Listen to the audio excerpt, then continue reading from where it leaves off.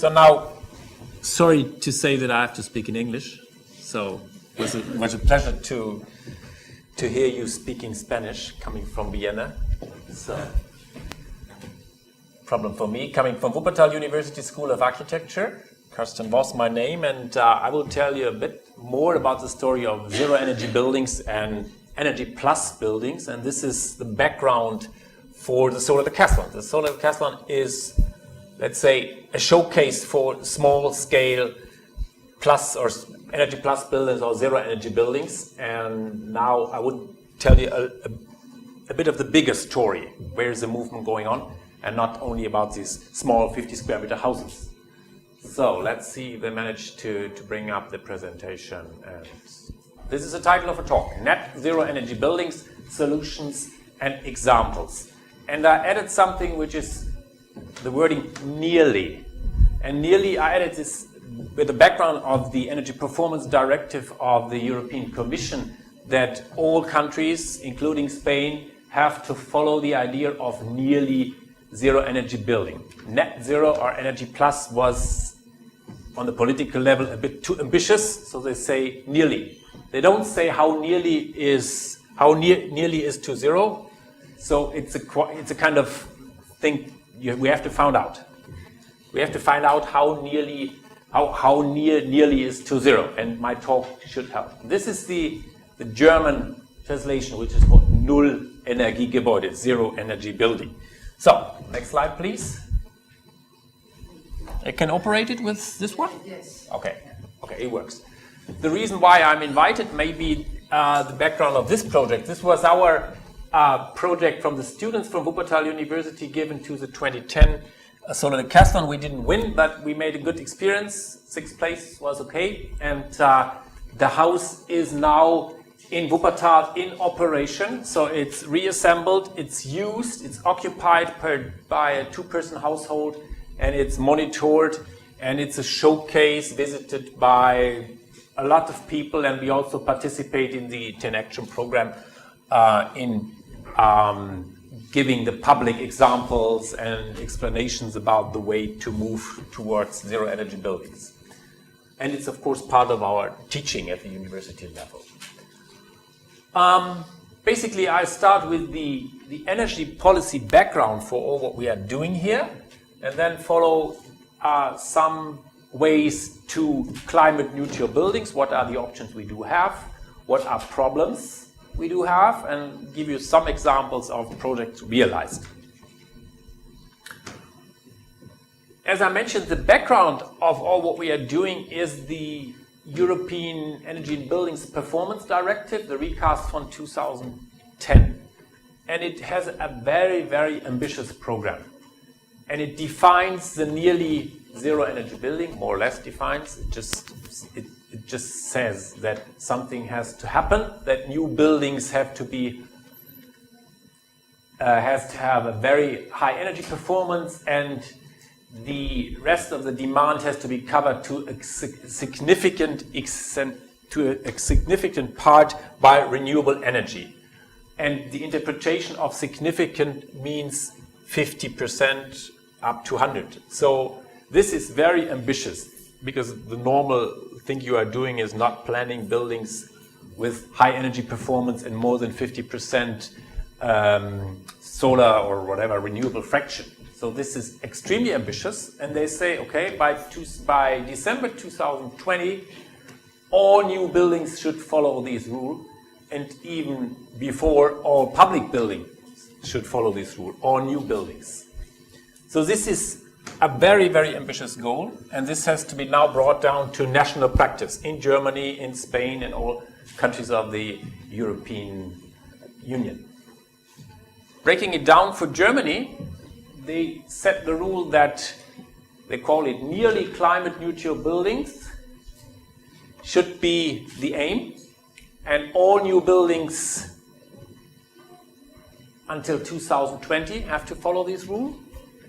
And for the existing buildings, we plan for 80% reduction until 2050. Very, very ambitious. And you cannot imagine to follow this path by just saying as an architect, okay, we do our best in setting up good architecture, we have to be part of this movement and interpret it for us. And therefore, it's enormous important that we teach these topics at the university here in Madrid and in Wuppertal and all places in the world, and also do these competitions and bring people into that topic. If you look to the situation we do have in Germany, it's of course different in Spain or a bit in Austria, but in general you have the same problems. If this is the total distribution of the carbon emissions of the country, about a third goes into buildings. And from this third, it's distributed into the non-residential and the residential sector. The residential sector is the larger part, not because it's more energy consuming by itself in the building, but we do have much more residential buildings than we have in the non-residential sector, and I guess it's the same in Spain. For us, you see the dominance of the heating part, and we have seen by colleague Reinberg that we work quite well to decrease that. So the rest of the story becomes more important, the electricity use in buildings, and the question where all these green power has to come from.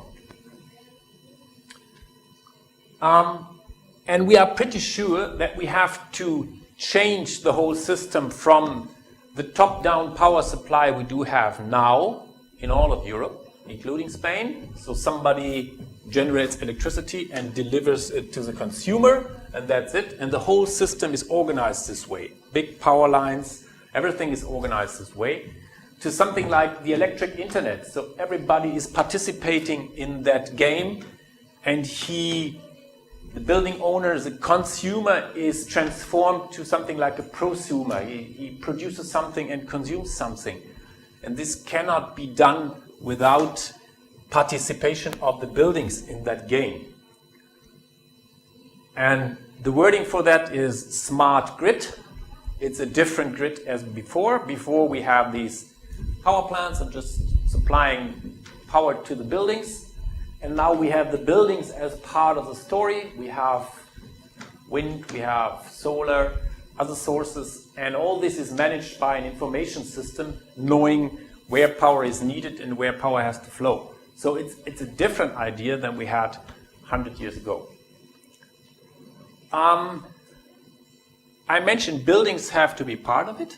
And this is a good example. It's from Austria, just to show that the consumer is going into a supermarket buying things, and the supermarket following the idea of a high efficient house. It's following the passive house idea. It produces electricity on its surface. And am I right that these students these are former workers with you, Probe Prehal?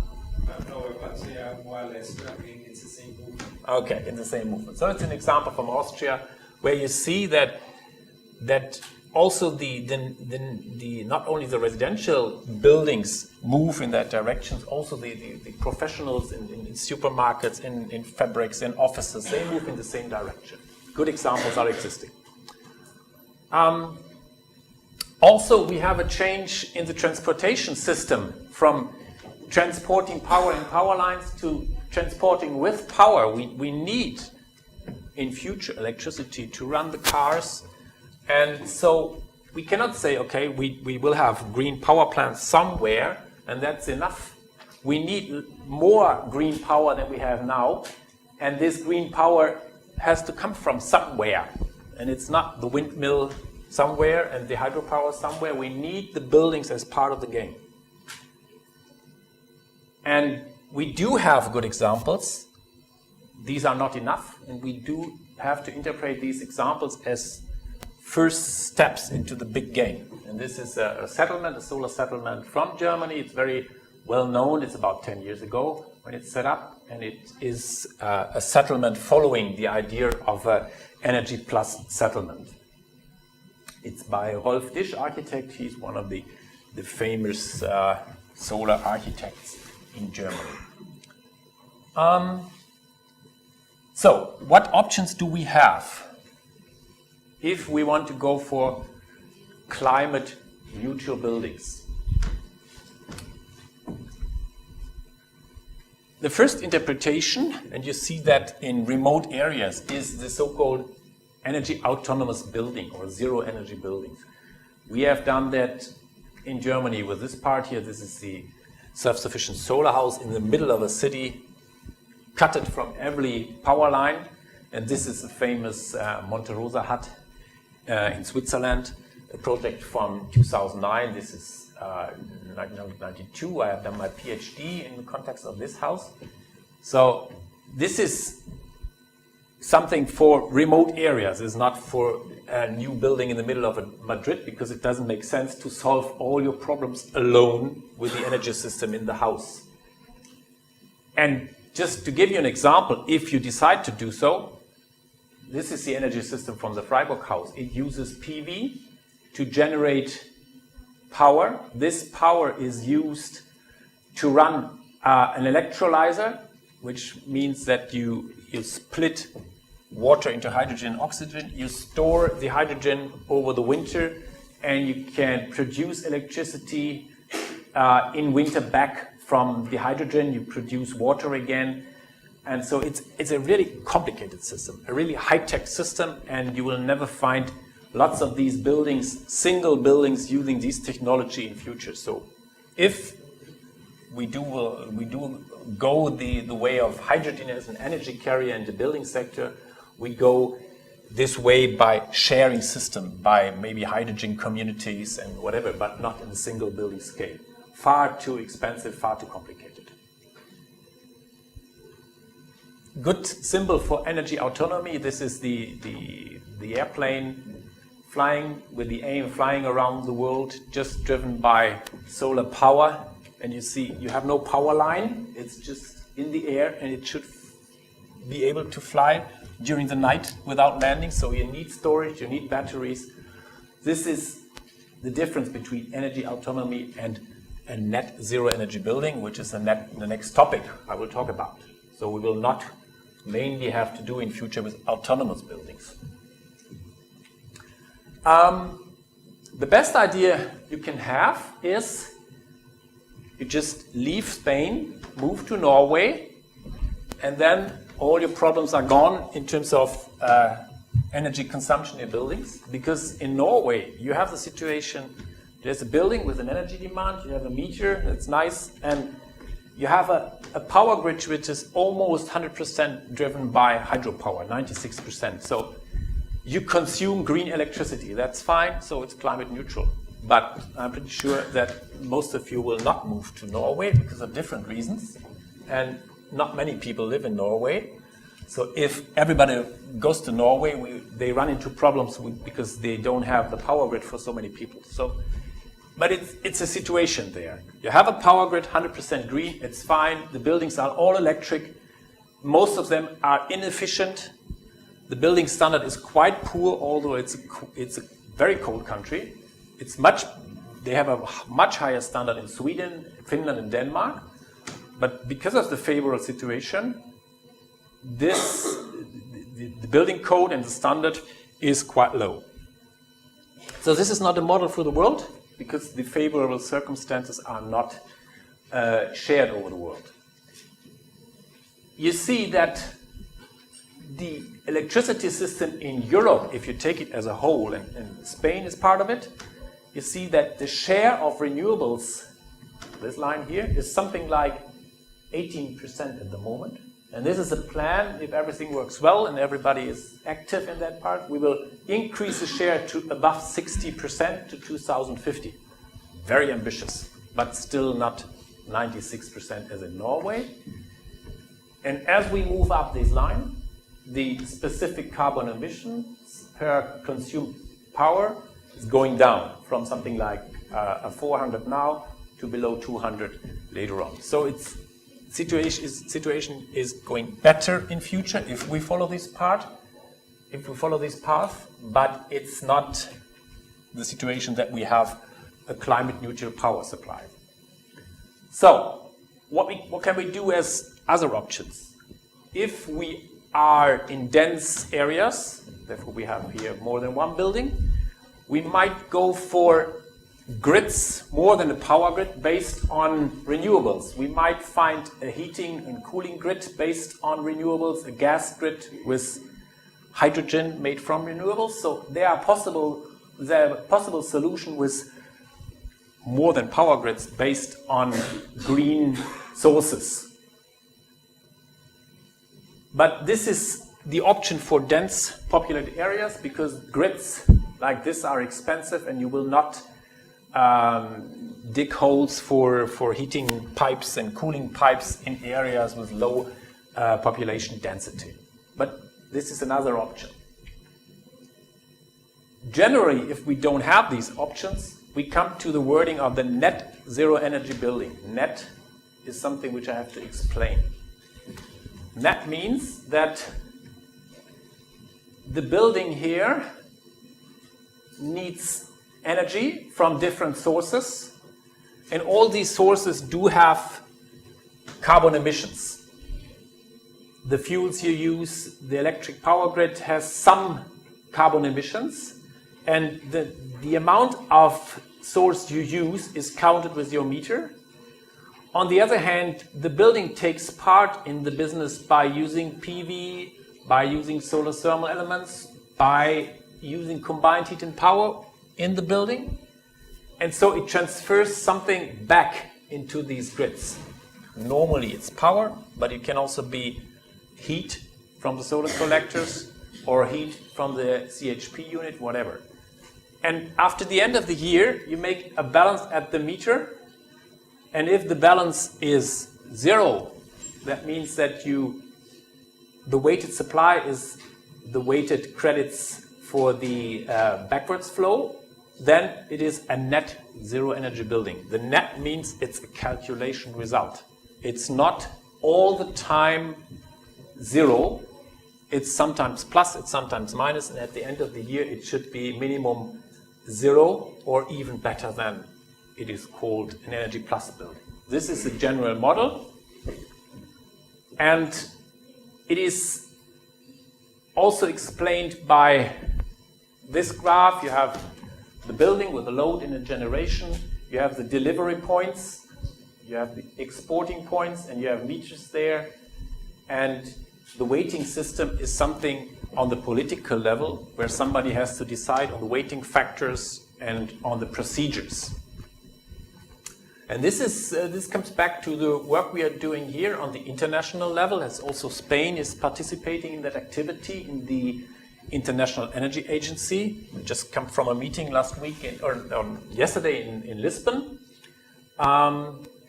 We are looking for different ways to organize this weighting and to make it practical in energy codes in different countries.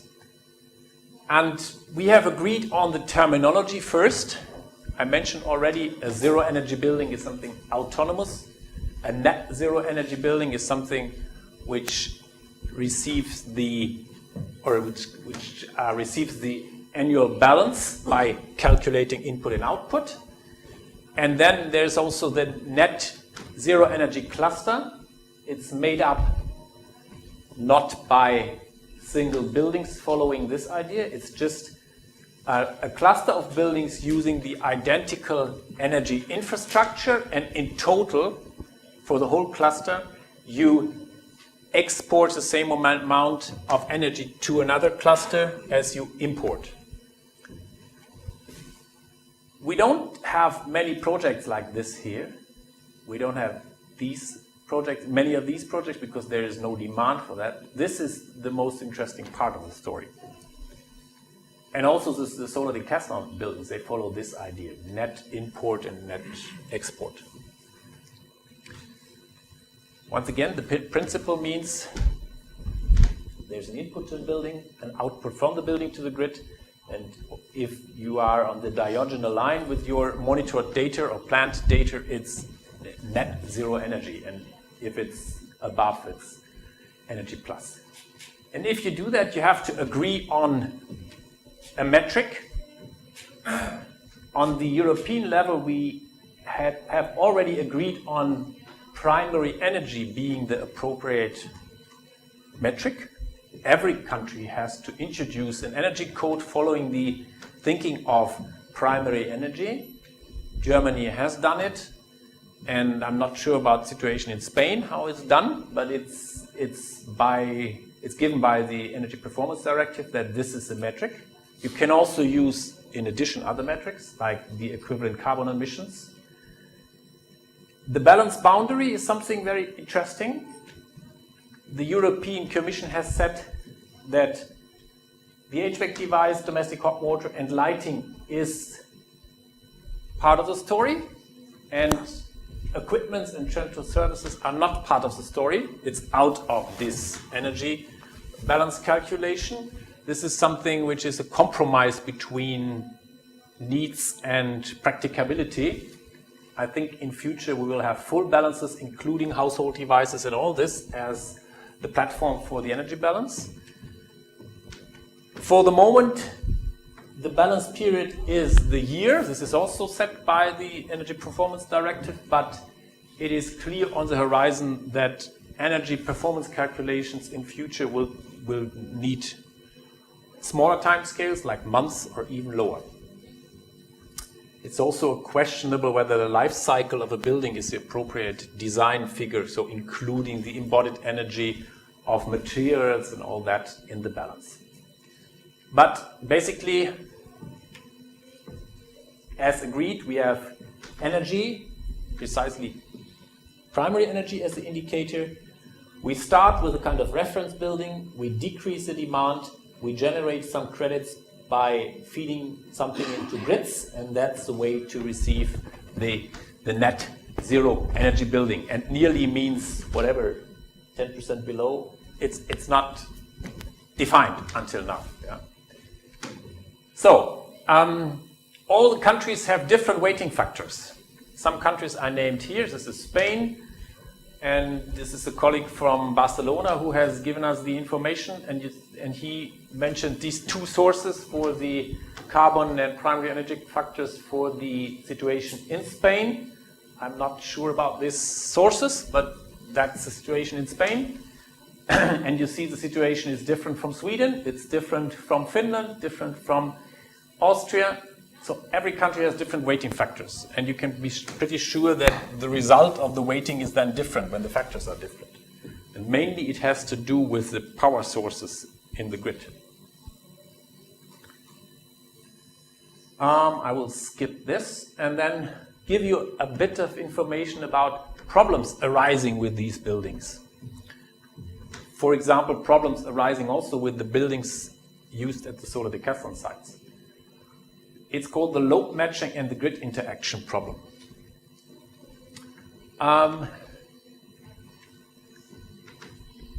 It's a bit complicated, but I hope you can understand what I mean. Please ask me if it's not clear. Once again, the diagram. And what you can do in the balancing is, and what planners normally do, is they calculate the load of the building, starting from the reference building, and reduce it, hopefully, to some load existing for the building under planning. And then they calculate, the other point here is the on-site generation and the associated credits you get for this on-site generation. These are two independent things. This is a load calculation and this is credit calculation. So credit means you calculate how much power you can generate on site with the PV system. In reality, and that's what's happening, for example, when the colleagues here in Madrid, they measure the solar decathlon houses, they measure delivered energy and exported energy. And the difference between both balances is the self-consumption, because part of the energy generated is consumed on-site instantaneously. It's generated and consumed instantaneously. It's not generated, transported to the grid and back to the house. And if you check in literature the results from monitored projects on zero energy buildings, sometimes you find these things, sometimes you find these things, and it's not quite clear mentioned what the right sources is. So it's sometimes confusing. Where is that coming from? I'll just give you some examples from load and generation profiles from projects all over the world. This one is in Lisbon, in Portugal. And just on the monthly level, you see the generation by PV and the load of the building. It's an all-electric building, nothing else as source as electricity. It's, because of the climate, it's no big seasonal variation, and it's a bit, the generation in total is not as much as the load in total. This one is in the US. You see the seasonal variation, high generation in the summer season, low generation in winter, and the load is different from the generation profile. This is our house from the Solar de Castle in Madrid. A very specific situation for all these houses participating in the Solar de Castle. Lots of generation, small load. This is the load, higher load in winter than in summer. And if it comes down to the annual scale, you see the cumulative curve. For Lisbon, it's more a straight line. For USA and for Madrid, it's more the seasonal variation. You have a small slope in wintertime for the generation, a large slope in summer, and then slow slope again. And the opposite is the load profile.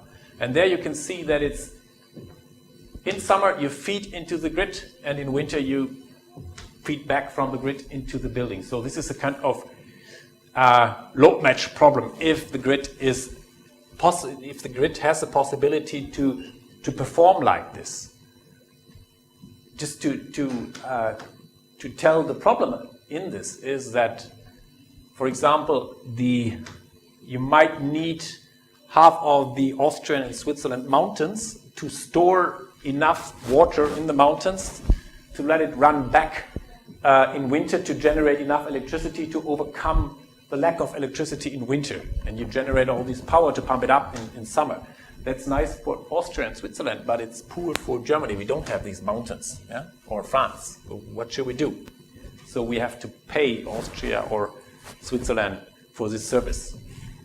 And this shows the problem that it comes up to a very international problem because the circumstances are different for the different countries. Some examples. The best source for examples, if you want to look for zero energy buildings or energy plus buildings, is this mapping system. We have set up a mapping system under this address.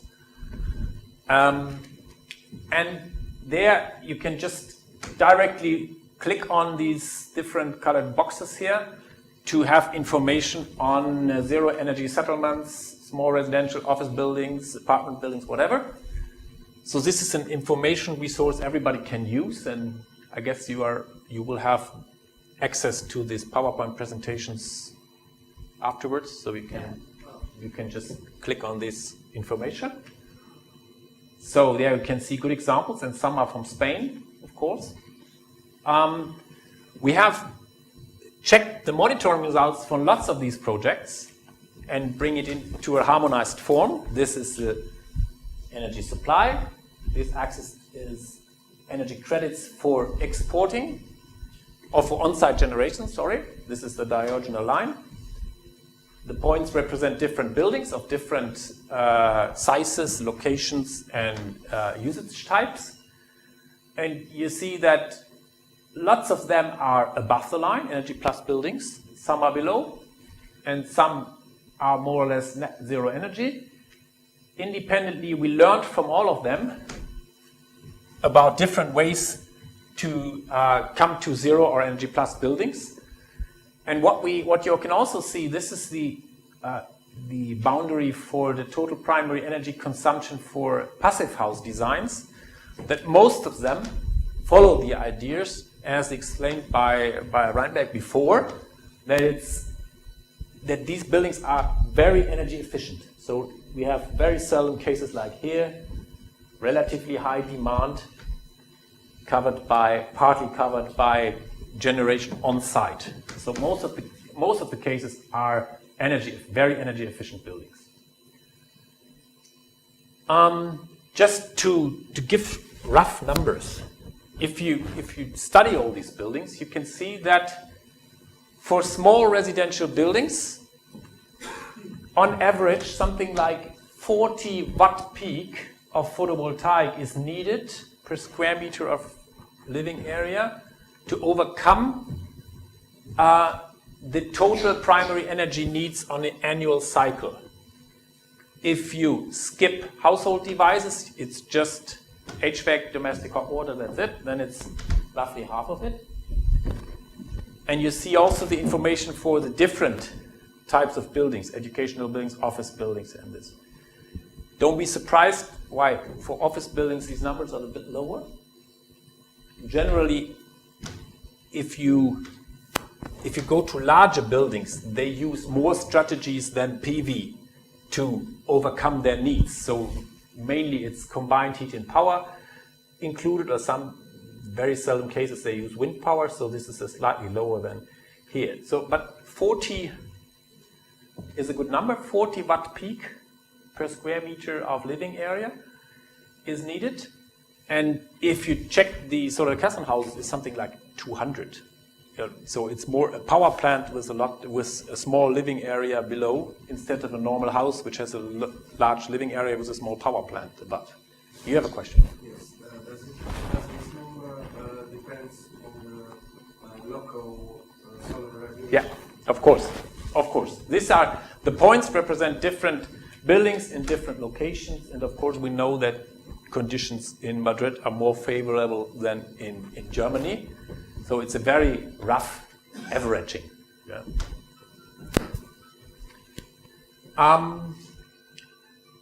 You can say, or let's say it's you can interpret these findings in a way that you say, okay, architecture has to change in future.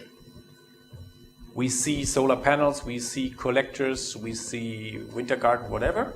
You can also interpret it, you see nothing. This is, for example, a daycare center in Germany. You don't see that this is an energy plus daycare center. There's lots of technology, as explained by Reinberg before. High quality, high performance insulation, ventilation, heat recovery, and all these things, heat pump installed. It has a photovoltaic system and solar hot water system installed flat on the roof. You don't see anything from that. So there's not the consequent need that you have to show all this. So it's your decision what to show and what way to go. So this is an example, you see nothing. Yeah? And it has, in terms of energy demand, these are the results. 10 kilowatt hours per square meter in year for lighting, 10 kilowatt hours per square meter in bill for service technology.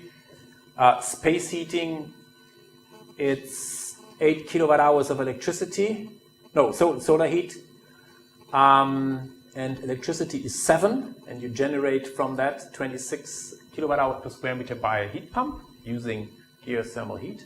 And in total, over the year, you export 35 kilowatt hours per square meter in the electricity to the public grid. So it's energy plus. This is a plus balance, and you don't see anything from it. So it's always your decision what way to go.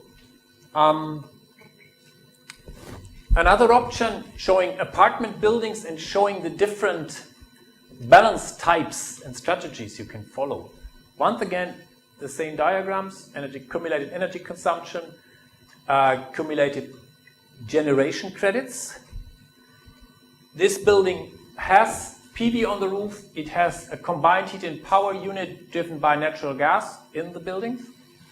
And if you only check the electric energy balance, just electricity, it's heated by the waste heat from the combined heat and power unit.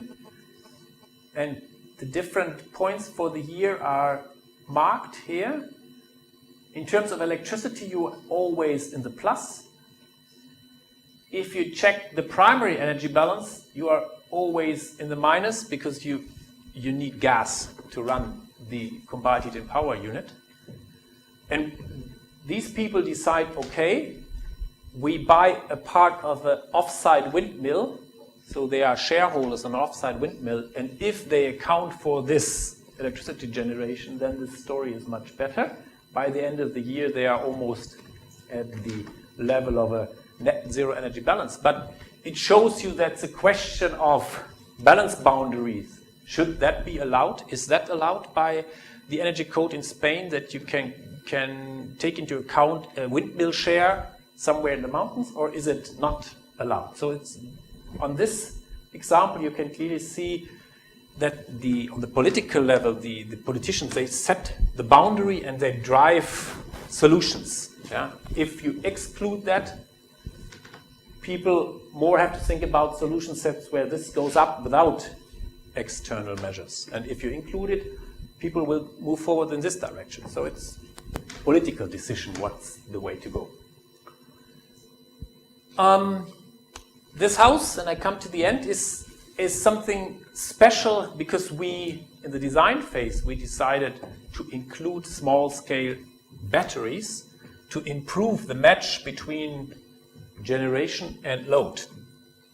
On site, we never run the batteries here in Spain because the organizers decided that they will only count the energy balance during daytime. So it was very spontaneous at that time.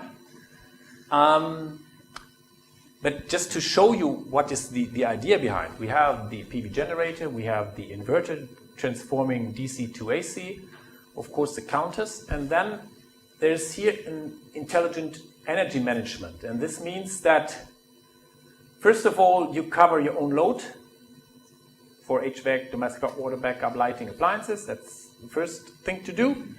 The second thing to do is, if you have more than you need, you store it in your own battery. And if the battery is charged, you fulfill all your needs, the rest comes into the grid. And during night, you first use solar power stored from the day, and if it's not enough, you may use the grid. So it's the system here which makes a decision. You can also run it in a way that you say, okay, first of all, I run my system, and then I check the electricity price if you have a time-dependent price, then, okay, if the price is high, I receive from feeding electricity into the grid, I feed into the grid. If the price is low, I store my batteries. Yeah? So you can run such a system in different modes. Definitely you can forget about storing electricity in batteries for long times. So don't believe that you fill your batteries in summer and you receive electricity back in winter. Practically, if you fill it in summer, nothing is left in winter. It's just gone, yeah, disappeared. So forget about battery storage for long times. It's just something for energy management, for load match and load shift.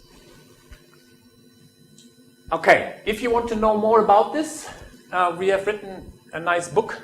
It's not in Spanish, but it's in English and of course in German.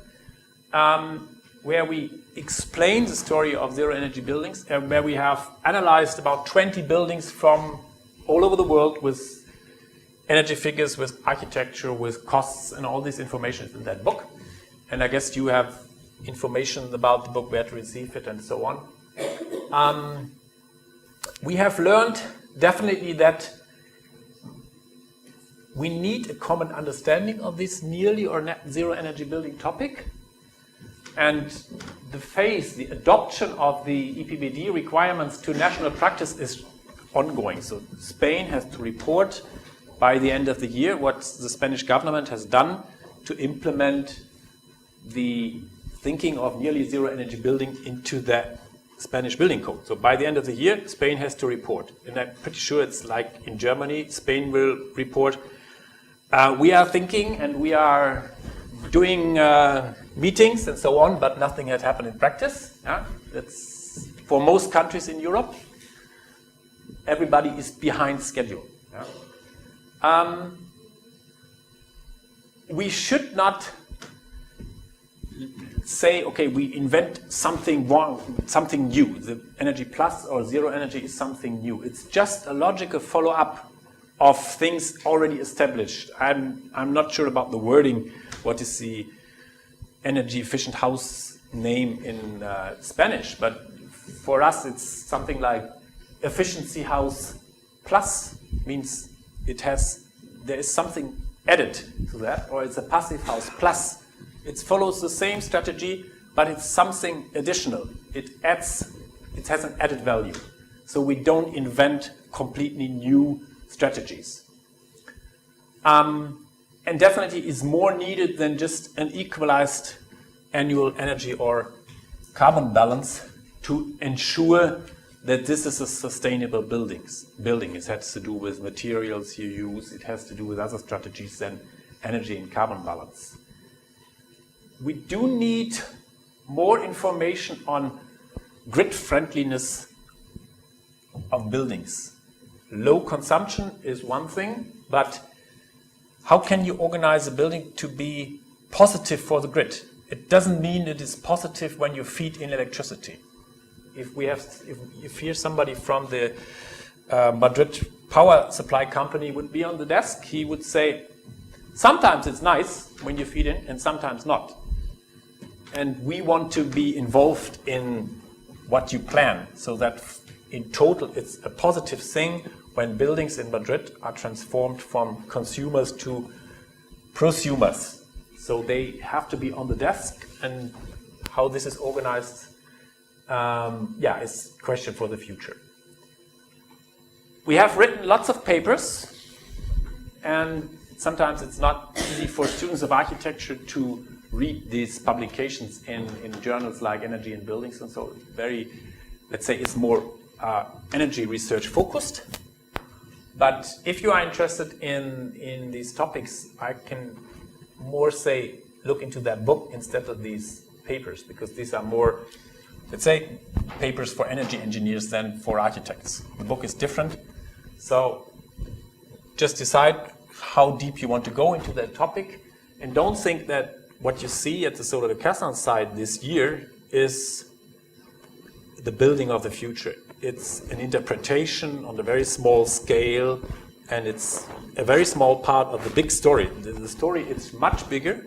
Every country in Europe has to follow this way, and all these small contributions are needed, like the Solar Decathlon and like conferences, like whatever. Yeah. So more steps are needed, and it's a very ambitious goal. Thank you for attention.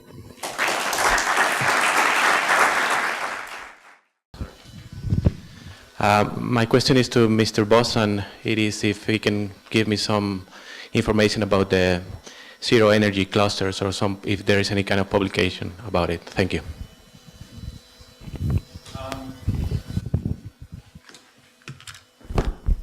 The question was whether there's more information available on the zero energy clusters. We just had yesterday the meeting in Lisbon, and the title of the meeting was solar energy in urban planning.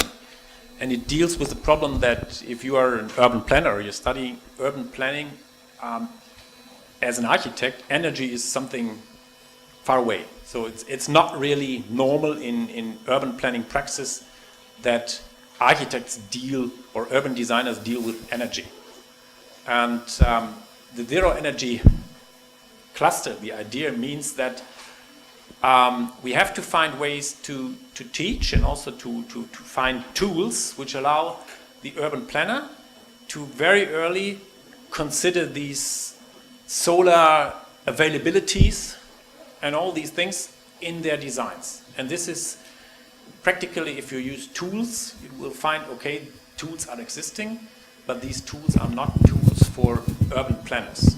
Yeah? These tools are existing, they are used by some very seldom experts, but not, I guess, not taught here, isn't it? Using of tools for energy planning on the urban level, is that taught here at the university? Normally not, because it's a very special knowledge for very few people. So the meeting yesterday was in that context, and we tried to generate these tools for the future that may last 2 years or so, 2-3 years, that tools are available and freely available, hopefully, for energy planning for urban planners. This is something which it has to be done.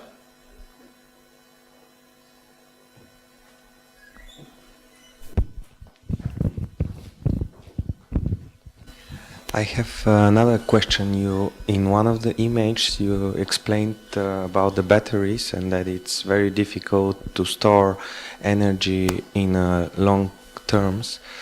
So my question is, if what potential does the fuel cell have in that matter? If you can store in fuel cells electricity in a long period and use it from summer to winter or even in years. Exactly. This is the figure for the hydrogen system. Generally, this is a PV supply, and you connect here the fuel cell. The fuel cell is used to split, or first the electrolyzer is used to generate hydrogen, and then the fuel cell can retransform it. But please keep in mind that every transformation has losses. If the electrolyzer to generate hydrogen from power gives you losses in the range of, let's say, 20%. So this, you can forget about these 20%, gone. And then if you transform back hydrogen and oxygen to electricity, the electric efficiency of the system is something like 50%. So another 50% are gone. So this is not the solution, because the transformation losses are so high. And especially normally you don't have hydrogen for the fuel cells. I'm pretty sure that some demonstration project in Madrid exists where they use a fuel cell, and normally they run it with natural gas, splitting hydrogen from natural gas, and then operating the fuel cell. And the splitting of hydrogen from natural gas gives you losses from whatever, 30%. So if you consider all these changes, it's a problem of energy losses. So I don't believe that the fuel cell on the building scale makes sense. It's different on the level of communities, so on, but not on the building scale. The losses are too high, and of course the complexity of the system is enormous. Yeah. About the hydrogen for the long-term accumulation of energy, one of the problems of the hydrogen is the electrolyzer and his efficiency. But what about the biophotolysis instead of photovoltaic production of energy? Same surface, similar efficiency? It's the main problem is not the efficiency of the electrolyzer, the efficiency of the fuel cell. The electrolyzer, 20% is losses, you may have 15 if you improve it, but the most losses are in the fuel cell. It's 50% what you lose. Yeah? So it's not the electrolyzer, it's transforming back to electricity. That's the problem. Some of the fuel cells are very highly efficient, up to 70%. Don't believe that. 50% is really a good system, 50%, yeah? And 70 is dream. Yeah? And it's some idea is to run, for example, windmills in the situation that you may have the same in Spain. We do have that in Germany, that we run windmills sometimes. We have to switch them off the grid because we have too much wind power in the grid, and maybe you have the same from the wind from the mountains. And the idea is now, okay, we use electrolyzers and the wind farms to produce hydrogen on the site of the wind farm and then feed the hydrogen into the gas pipe, because the gas pipe may have more resources than the power grid. And we substitute Russian gas in Germany. I don't know if you have Russian gas or you have your own. Algeria. Okay. Okay. Algeria. Okay, you substitute Algerian gas by wind gas from Spain. Yeah, this is something people think about. Why in Europe are different laws about autoconsumption and storing? In Spain, we cannot store in batteries with grid at the same time. I don't know why when this is like this. That clearly the question is. Now we have a new law about autoconsumption with PV, but you cannot with grid. You cannot store it, the energy, the electricity. You had to let it to the grid, and then or waste it, consumption. But you cannot store it with batteries as the same time as the grid. Okay. Generally, it's really surprising how different rules are made in Europe. Yeah? For example, every team coming to Madrid for the Solar Vacation has recognized that the electricity grid in Spain is different from the one, for example, in Germany, in Austria, and Switzerland, because of the grounding rules and lots of rules, yeah, are different. And you cannot operate a house with a functioning electric system. You just put it on the van, place it here, and then say, okay, please connect it. They will say, you are not allowed to do so, because this, that is not according to the Spanish rules. And the same is happening when you plan in other countries.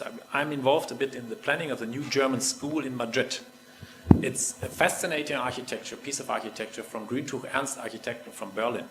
And lots of fascinating energy technology will be installed. And the architects, they are really crazy about the difference in the rules in Spain and in Germany. They have to make a planning which is according to the German rules, because it's a building owned by the German government. And then everything has to be transformed to the Spanish rule, because it's operated here. And it increases costs to immense level, yeah, because of these inhomogeneous rules between the countries. And this is something which has to develop in the next decades, that we have to see Europe more as a common story and try to find out, to make things simpler, because you may work in Germany as an architect, or others from Germany work here. And it makes it fully complicated, the situation in the moment. Yeah. It's not convincing. What is your vision about seasonal or long-term energy storage? And I refer not only to electricity, but also to heat or other forms of energy. So basically, the best you can do to solve the energy storage problem is to decrease the demand. This is the best you can do and the easiest to apply measure. So go the way Reinberg has shown, decreasing the demand appropriate to the situation in the climate, of course. So it's not 40 centimeter insulation on the Spanish building, but appropriate to the sites here. Decreasing the demand decreases all the problems on the storage level.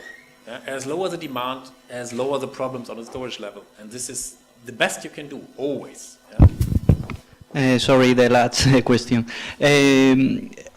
Nowadays, which is the most exigent or demand rules, the Spain or in Alemania, or in Germany, sorry? Rules related to energy efficiency in buildings? Yes, energy efficient. I think the toughest rules are in Switzerland. This is the most ambitious energy code I do know. Which country? In Switzerland. And it's changing, because if you look 20 years back, it was Sweden, yeah, having the most ambitious energy code. Now it's Switzerland a bit, maybe also Germany. 20 years ago we learned from Sweden. Now Sweden looks back to Germany and Switzerland. So it's changing between decades. Sometimes this country is in front, sometimes the other country is in front. I don't know the energy code from Spain, but I know from lots of countries that it's even not a code per country. For example, in Austria, you have 10 different codes for 10 different regions, and maybe it's the same in Spain for Catalonian and whatever. So it's different code, different reference buildings. So it doesn't make sense to me that this is so inhomogeneous.